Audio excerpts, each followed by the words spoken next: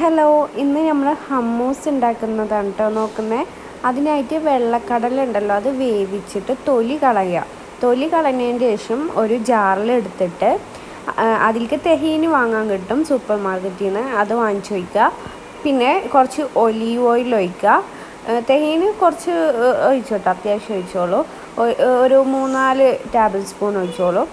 Olive oil ഒഴിക്കുക. Olive oil ഒഴിച്ചതിന് ശേഷം ഒരു 2 ടേബിൾ സ്പൂൺ തൈര് ഇട്ട് കൊടുക്കുക.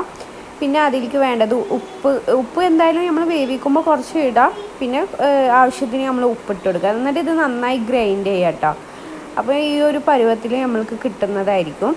ഇങ്ങനെ കിട്ടിയതിന് ശേഷം വേറെ ഒന്നുമില്ല, ജസ്റ്റ് ഒലീവ്സ് ഉണ്ടാവുമല്ലോ, ഒലീവ്സ് ഇട്ട് കൊടുക്കുക.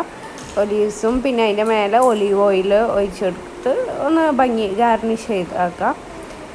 ഗാർണിഷ് ചെയ്യുക, അത്രയൊക്കെ ഉള്ളൂ. എന്നിട്ട് ഒരു കുബൂസും വല്ല ചിക്കൻ ഞാനന്ന് പൊരിച്ചിട്ടുണ്ടായിരുന്നു, അപ്പോൾ ആ ചിക്കനും കൂട്ടി കഴിക്കാൻ ഒരു അടിപൊളിയാണ്.